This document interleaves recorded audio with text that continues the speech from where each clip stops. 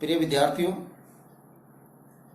मैं प्रोफेसर सियाराम मीना, सहचार्य हिंदी, बाबू सोबराम राजकीय कला महाविद्यालय अलवर, एमए उत्तरार्ध हिंदी के छात्रों के रूप में आप सभी का स्वागत करता हूं। अपना महाविद्यालय राजऋषि भर्तृहरि मत्स्य विश्वविद्यालय अलवर द्वारा निर्धारित पाठ्यक्रम के अकॉर्डिंग चलता है। जैसा कि आपने प्रवेश में देख लिया है, एमए पूर्वार्ध में जो आपने पाठ्यक्रम पढ़ा था, उस पाठ्यक्रम के अतिरिक्त जो पाठ्यक्रम है वो आपके एमए फाइनल यानी एमए उत्तरार्ध में है। विश्वविद्यालय द्वारा निर्धारित जो पाठ्यक्रम है, उस पाठ्यक्रम में एमए फाइनल में कुछ तब्दीली की गई, कुछ चेंज किया गया है। एमए प्रवेश में आपके 4 पेपर होते थे और अब एमए फाइनल में आपके 5 प्रश्न पत्र होंगे, जिनमें प्रथम प्रश्न पत्र है हिंदी गद्य नाटक निबंध एवं आलोचना। द्वितीय प्रश्न पत्र है जिसका नाम है आधुनिक काव्य। तृतीय प्रश्न पत्र है जिसका नाम है भाषा विज्ञान। चतुर्थ प्रश्न पत्र है जिसका नाम है विशिष्ट अध्ययन कोई एक, यानी इसमें प्रमुख कवि हो सकते हैं, प्रमुख भाषा हो सकती है, या प्रमुख कोई भी साहित्यकार हो सकता है, इत्यादि इत्यादि। और पंचम प्रश्न पत्र है साहित्यिक निबंध। ये एक नई तब्दीली हुई है। पहले 5 प्रश्न पत्र अलग होता था, लेकिन अब पिछले 2 वर्षों से जो नया पाठ्यक्रम आया विश्वविद्यालय द्वारा निर्धारित, उसमें पंचम प्रश्न पत्र के रूप में साहित्यिक निबंध लगा दिया गया है, अथवा लघु शोध प्रबंध। लघु शोध प्रबंध वो लिख सकते हैं, वे विद्यार्थी लिख सकते हैं जिनके एमए प्रवेश में नियमित विद्यार्थी के रूप में 55% से अधिक मार्क आए हों, अंक हासिल किए हों, वही विद्यार्थी लघु शोध प्रबंध ले सकते हैं। ये आपके 5 प्रश्न पत्र हैं। इनके विषय में प्रत्येक प्रश्न पत्र 100 अंक का है। इनके विषय में जानकारी देने के पश्चात मैं आपको ये बताना चाहूंगा कि मैं और प्रोफेसर गोविंद सिंह मीना, हम दोनों आपके जो पाठ्यक्रम का चौथा प्रश्न पत्र है उसको पढ़ाएंगे। उस प्रश्न पत्र में यहां अपने महाविद्यालय में जो चलता है प्रेमचंद और सूरदास, प्रेमचंद को दूसरे हमारे सहआचार्य पढ़ाएंगे, लेकिन जो सूरदास है, सूरदास को फर्स्ट 2 डेज में यानी सोम और मंगल को मैं पढ़ाऊंगा और बुध और बृहस्पति को प्रोफेसर गोविंद सिंह मीना पढ़ाएंगे। तो अपने हम महाविद्यालय में जो चतुर्थ प्रश्न पत्र 2 रूप में चल रहा है, यानी 2 कवियों के रूप में चल रहा है, प्रेमचंद और सूरदास। सूरदास को हम 2 आदमी पढ़ाएंगे। तो सूरदास का जो पाठ्यक्रम है उसके में मैं आपको जानकारी देना चाहूंगा, क्योंकि सूरदास हमें पढ़ाना है और सूरदास में लगभग 15-20 आप विद्यार्थी हैं।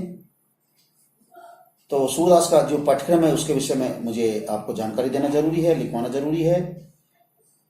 तो इस प्रश्न पत्र का नाम है प्रश्न पत्र 4th कै ब्रैकेट में 2 सूरदास। इस प्रश्न पत्र की जो समयावधि है वह 3 घंटा है और पूर्णांक 100 अंक। इस प्रश्न पत्र के अंतर्गत जो पाठ्य ग्रंथ हैं या पाठ्य पुस्तक हैं वो इस प्रकार हैं। आपको नोट करना जरूरी है। आपको यदि आप लिख सके तो लिख सकते हो, लेकिन आपको इसकी मुझे जानकारी देना बहुत जरूरी है। पहली पुस्तक है, उसका नाम है सूर पंचरत्न। इसके संपादक ने लाला भगवान 3, जो सूरसागर की है, सूरदास की है।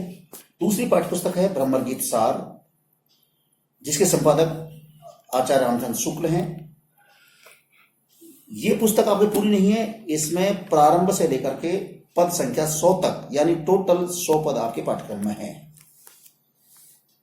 तीसरी जो पुस्तक है साहित्य लहरी, और चौथी जो पुस्तक है सूर सारावली। इस प्रकार से 4 पाठ्य पुस्तक हैं आपके सूरदास नामक प्रश्न पत्र में, जिनका हम साल भर अध्ययन अध्यापन करेंगे और इन्हीं में से आपका प्रश्न पत्र आएगा। अब आती है बात कि इन पुस्तकों में से जो प्रश्न पत्र आएगा वो किस प्रकार से होगा। प्रश्न पत्र का निर्माण और अंक विभाजन किस प्रकार होगा वो आपके सामने मैं बतलाना चाहूंगा। प्रश्न पत्र में पहला प्रश्न आएगा वो व्याख्याओं का आएगा। पहले प्रश्न में कुल 4 व्याख्याएं होंगी। प्रत्येक पाठ्य पुस्तक से एक व्याख्या होगी और प्रत्येक व्याख्या में आंतरिक विकल्प दे है। प्रत्येक व्याख्या 10 अंक की होगी, यानी 10 इंटू 4 बराबर 40 अंक की व्याख्याएं आपकी होंगी। दूसरा जो प्रश्न होगा वो आलोचनात्मक होंगे, 4 आलोचनात्मक प्रश्न होंगे। प्रत्येक पाठ्य पुस्तक से एक आलोचनात्मक प्रश्न होगा और प्रत्येक प्रश्न के अंदर अथवा होगा, यानी क्वेश्चन नंबर 2, 3, 4 और 5, यानी दूसरा प्रश्न, तीसरा प्रश्न, चौथा प्रश्न और 5वां प्रश्न। इस तरह से 10 गुना 4 बराबर 40 अंक हो गए। अंतिम जो प्रश्न होगा उसके 2 भाग होंगे, लघुत्तरात्मक और अति लघुत्तरात्मक। 2 लघुत्तरात्मक प्रश्न होंगे।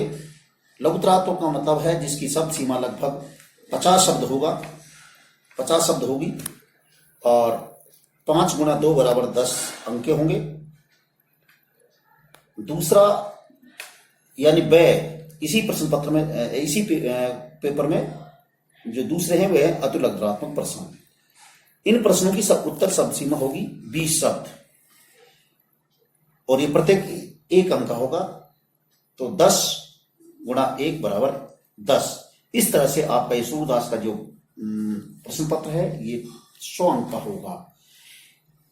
इन पाठ्यपुस्तकों के अलावा इस प्रश्न पत्र को आसानी से पढ़ने के लिए, आसानी से समझने के लिए कुछ अनुशंसित ग्रंथ हैं या पठनीय ग्रंथ हैं जिनको हम संदर्भ ग्रंथ कहते हैं, जिनको पढ़ना बहुत अति महत्वपूर्ण है, जिनका पढ़ना आवश्यक है। उनके विषय में भी आपको जानकारी दे दूं सिलेबस के अकॉर्डिंग कि जो अनुशंसित ग्रंथ हैं जिनकी विश्वविद्यालय ने अनुशंसा की है, इनको भी इस पाठ्यक्रम को बहुत ही बेहतर तरीके से समझने के लिए, पढ़ने के लिए आवश्यक है।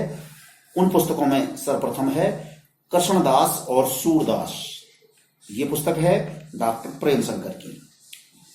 दूसरी पुस्तक है सूरदास, ये है आचार्य रामचंद्र शुक्ल की। तीसरी है सूर निर्णय, ये पुस्तक है डॉक्टर मुंशी राम शर्मा। चौथी पुस्तक है सूरदास की काव्यकला, ये है डॉक्टर मनमोहन गौतम। अगली पुस्तक है सूर और उनका साहित्य, ये है डॉक्टर हरबंस लाल शर्मा। अगली है सूरदास डॉक्टर ब्रजेश्वर वर्मा।